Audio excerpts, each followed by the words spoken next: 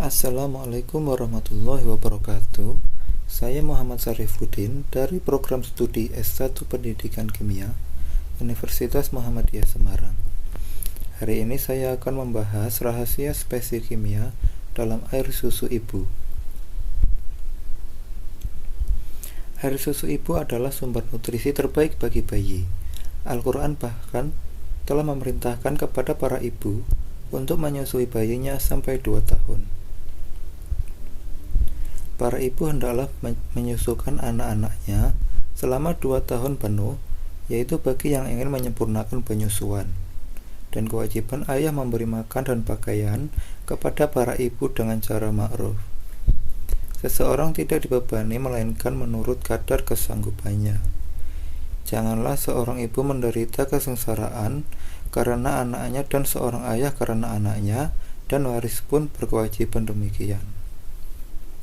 Apabila keduanya ingin menyapai sebelum 2 tahun dengan kerelaan keduanya dan bermusyawaratan, maka tidak ada dosa atas keduanya.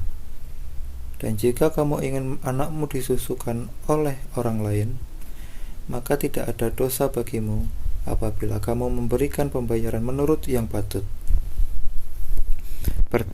Bertakwalah kamu kepada Allah, dan ketahuilah bahwa Allah Maha melihat apa yang kamu kerjakan. Surat Al-Baqarah ayat 233. Menurut Imam Ibnu Katsir, ayat ini merupakan petunjuk dari Allah Subhanahu wa Ta'ala kepada para ibu agar mereka menyusui anak-anaknya dengan memberikan ASI yang sempurna. Meskipun ayat ini turun dalam bentuk kabar, esensi sesungguhnya yang terkandung di dalamnya adalah sebuah perintah atau anjuran. Artinya, Allah memerintahkan kepada setiap ibu yang melahirkan agar bayi-bayinya itu disusui. Perintah ini dilanjutkan dengan petunjuk mengenai lama waktu penyusuan itu, yaitu sampai 2 tahun. Tidaklah sebuah topik itu dibahas dalam Al-Quran, dan ahli tafsir menjabarkannya kecuali topik itu mengandung urgensi yang sangat tinggi. Setidaknya ada 3 makna mengapa Al-Quran sampai berbicara perihal penyusuan ini. Pertama, orang tua memiliki tanggung jawab besar kepada anaknya. Bayi yang dilahirkan tanpa kemampuan survive ini sepenuhnya menjadi tanggungan orang tua untuk menjamin penghidupannya. Meskipun mungkin saja bayi ini ditanggung oleh orang lain, amanat ini dibebankan kepada orang tuanya sebagai pihak pelaku yang menyebabkan bayi ini ada. Kedua, hukum syara' akan menyertai peristiwa penyusuan. Penyusuan menyertai hukum mahram, keharaman menikah, bagi bayi-bayi yang pernah menyusu satu ibu dengannya. Ketika seorang ibu menyusui beberapa bayi, maka status bayi-bayi itu menjadi satu persusuan. Dampak hukumnya adalah mereka tidak diperbolehkan saling menikah satu sama lain. Ketiga, ASI adalah makanan utama bagi bayi. Banyak makanan memungkinkan dikonsumsi oleh bayi sejak kelahirannya. Seiring dengan perkembangan ilmu tentang makanan, telah banyak dihasilkan produk makanan bayi yang diklaim aman dan baik bagi bayi. Tetapi ayat penyusuan ini menjadi catatan penting, bahwa untuk bayi, Allah telah memilihkan makanan terbaik di antara makanan-makanan yang baik itu. Riset membuktikan bahwa kandungan nutrisi dan kualitas spesies kimia ASI melebihi makanan lain. Keunggulan ASI sebagai makanan bayi masih belum tertandingi oleh racikan makanan manapun sampai hari ini. Inilah pesan besar yang menjadi inti topik ayat tentang penyusuan. Kedua, hukum syara'.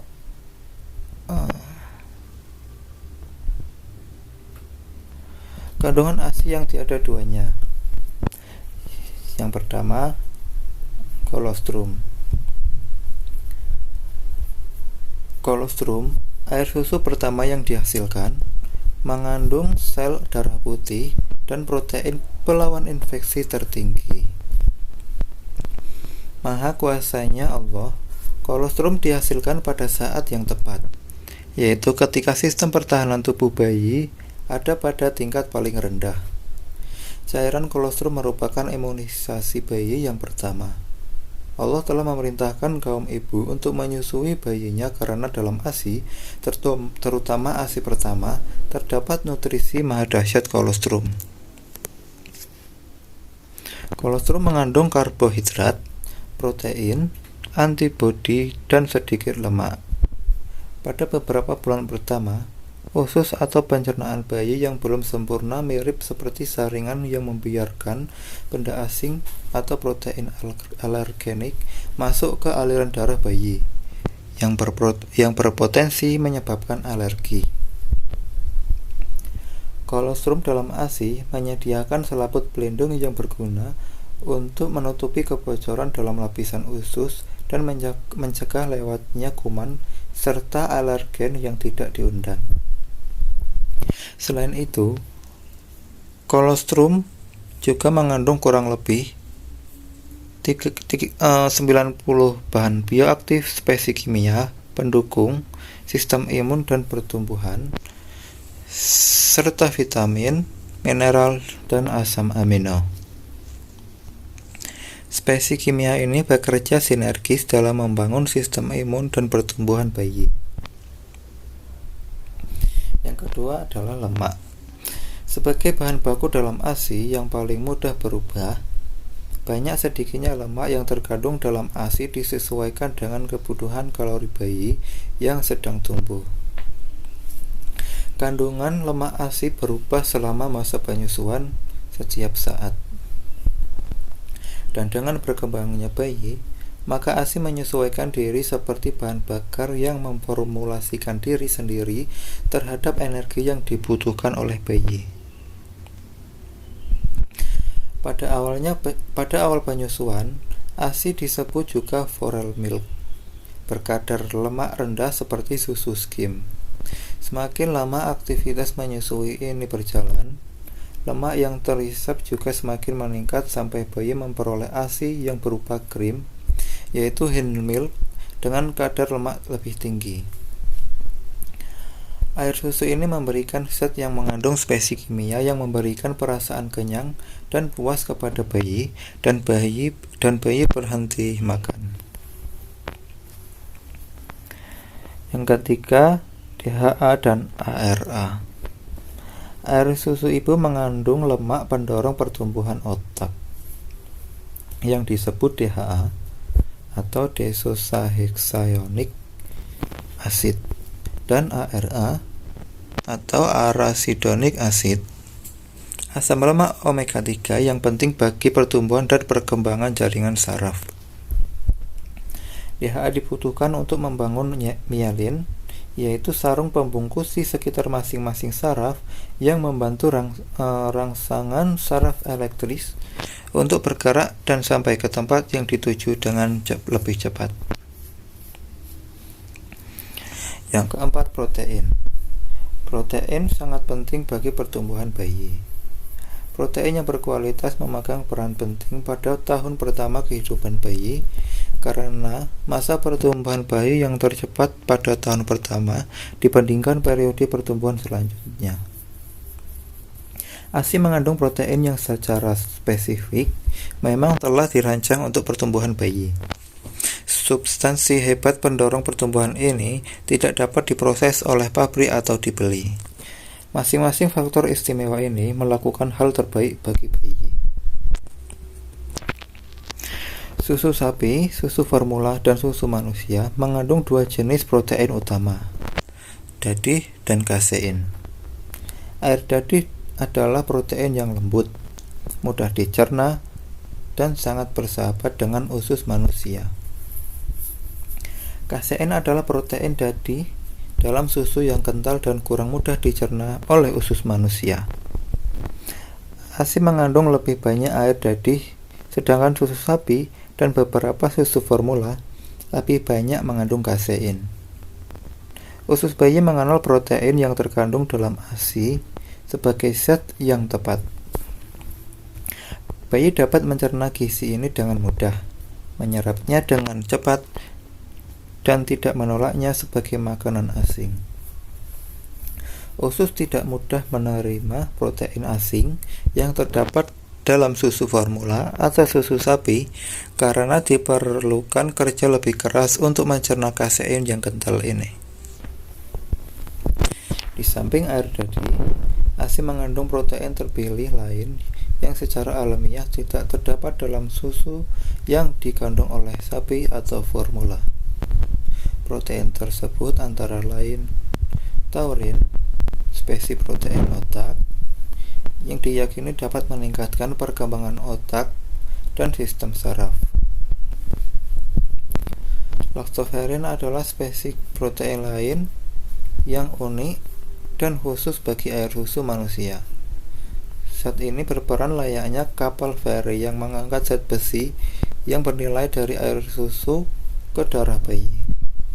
Protein khusus ini juga menjaga kebersihan bakteri baik yang ada dalam usus bayi.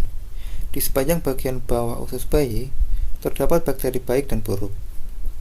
Bakteri bersahabat dengan manusia dan berguna sebagai balasan karena diberi tempat untuk hidup, telah melakukan hal yang baik bagi bayi, seperti membuat berbagai vitamin.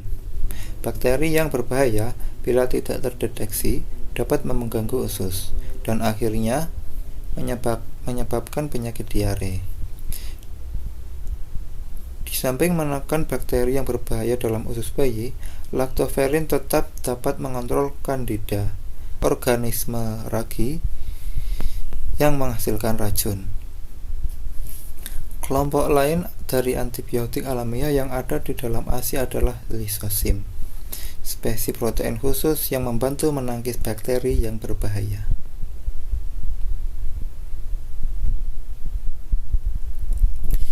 Yang kelima, lactoferrin. Lactoferrin adalah spesies protein yang dapat mengikat dan mentransfer ion besi 3. Satu molekul lactoferrin dapat mengikat 2 atom besi. Lactoferrin dapat berfungsi sebagai antibakteri karena kemampuannya mengikat ion logam esensial dari bakteri sehingga bakteri akan mati. Lactoferrin dapat ditemukan dalam jumlah banyak dalam kolostrum. Keenam, taurin. Taurin atau asam 2-aminoetanas sulfonat adalah turunan asam amino yang mengandung belerang. Taurin berperan penting dalam proses pencernaan lemak, penyerapan vitamin yang larut dalam lemak, dan mengatur kadar kolesterol dalam tubuh. Taurin bekerja sinergis dengan zinc dalam menjaga kesehatan mata. Yang ketujuh, vitamin dan mineral. Maha kuasanya Allah yang telah menciptakan ASI, yang memiliki kandungan gizi terlengkap dan dapat diserap seluruhnya oleh tubuh bayi. Kandungan gizi susu formula dapat saja dibuat lengkap dengan konsentrasi tinggi. Namun, belum tentu semuanya terserap dengan baik oleh pencernaan bayi. Hal ini disebabkan oleh spesies kimia yang berbeda dalam ASI dan dalam susu sapi atau susu formula. Spesies kimia didefinisikan sebagai bentuk spesifik suatu unsur dengan struktur molekular atau kompleks tertentu maupun isotop atau tingkat oksidasi tertentu. Dengan demikian, spesiasis unsur merupakan distribusi spesies kimia unsur tersebut dalam suatu sistem. Spesies kimia dalam ASI berubah molekul sederhana yang mudah diserap oleh sistem pencernaan bayi, sedangkan spesies kimia dalam susu sapi maupun susu formula molekulnya lebih panjang dan kompleks sehingga tidak mudah diserap oleh sistem pencernaan bayi.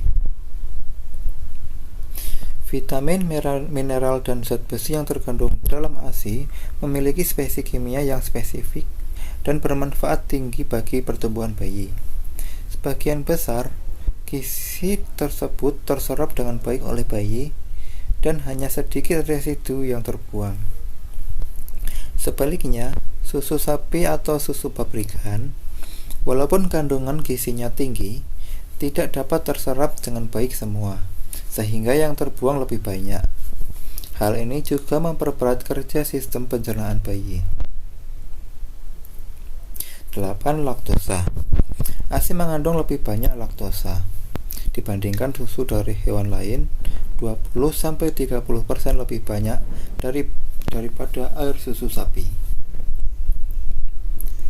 Susu formula menambahkan sirup jagung pada laktosa untuk menghasilkan perbedaan. Para ahli gizi yakin bahwa salah satu produk laktosa, galaktosa, adalah gizi penting untuk mengembangkan jaringan otak. Untuk meyakinkan bahwa laktosa adalah hal yang penting bagi perkembangan sistem saraf pusat, para peneliti telah memperlihatkan bahwa di antara semua mamalia, semakin tinggi kandungan laktosa dalam air susunya, maka semakin besar otak spesies tersebut. Laktosa juga meningkatkan penyerapan kalsium yang begitu penting bagi pertumbuhan tulang. Tetapi usus dan pencernaan bayi juga membutuhkan gula alamiah. Laktosa membantu meningkatkan pertumbuhan bakteri usus yang berguna, yaitu Lactobacillus bifidus. 9. Sel darah putih. Setiap tetes ASI mengandung jutaan sel darah putih yang sangat kecil yang beredar ke seluruh sistem pencernaan bayi dan yang berfungsi mempertahankan diri dari bakteri berbahaya. Pada zaman dahulu, karakteristik ASI yang bergizi dan pelawan penyakit yang sangat berharga ini dikenal dengan sel darah putih. Sel pelindung ini begitu banyak pada minggu awal kehidupan, ketika sistem pertahanan yang dimiliki oleh bayi yang baru lahir masih begitu lemah. Begitu sistem kekebalan tubuh bayi menjadi matang dan sempurna, konsentrasi sel darah putih dalam ASI semakin menurun.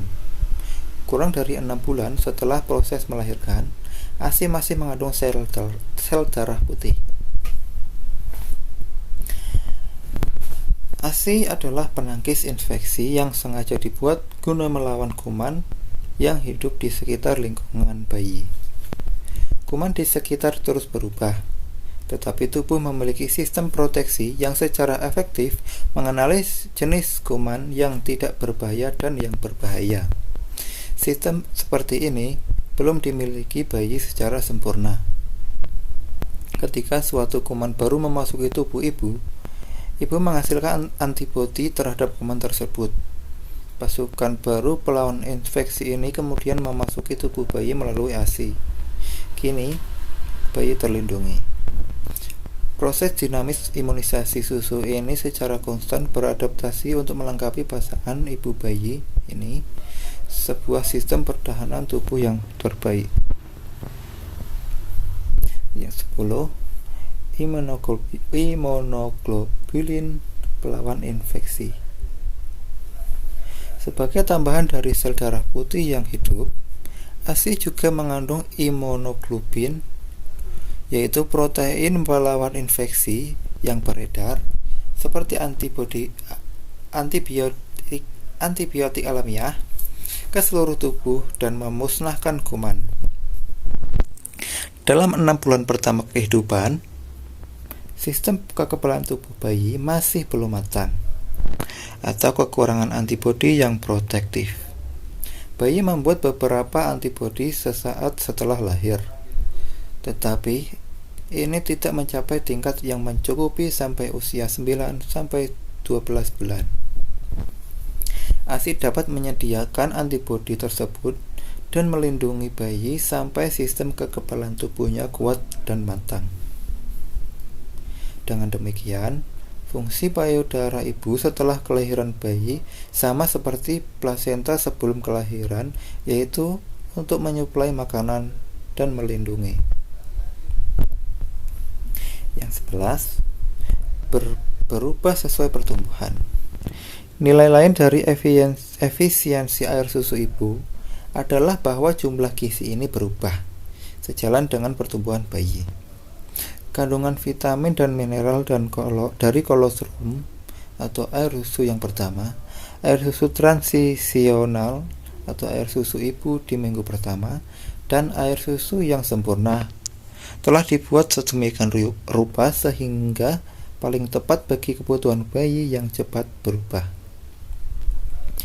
Komposisi susu yang senantiasa berubah sesuai perkembangan bayi ini tidak dapat ditiru oleh susu pabrikan dengan baik.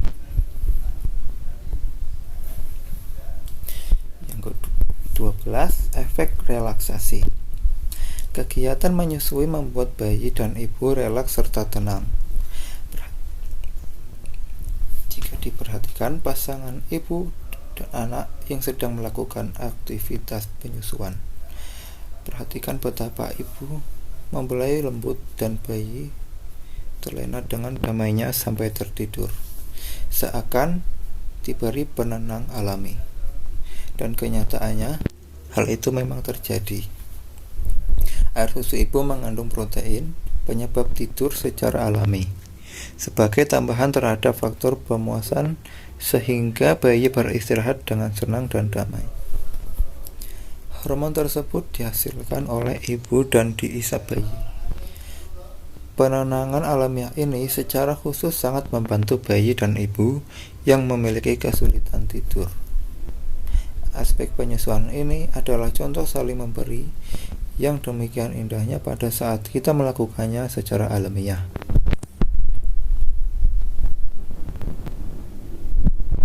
13. Zat lain. Berbagai penemuan baru. Beberapa penelitian terbaru menunjukkan bahwa ada spesies kimia lain yang belum diketahui dengan pasti struktur kimianya yang terdapat di dalam ASI. Para peneliti menyebutnya sebagai faktor. Faktor terbaru yang ditemukan antara lain faktor pertumbuhan epidermis, dan dinamakan demikian karena faktor ini mendorong pertumbuhan sel yang penting. Sel epidermis yang melapisi usus bayi melakukan pekerjaan yang sangat penting dalam mengolah makanan.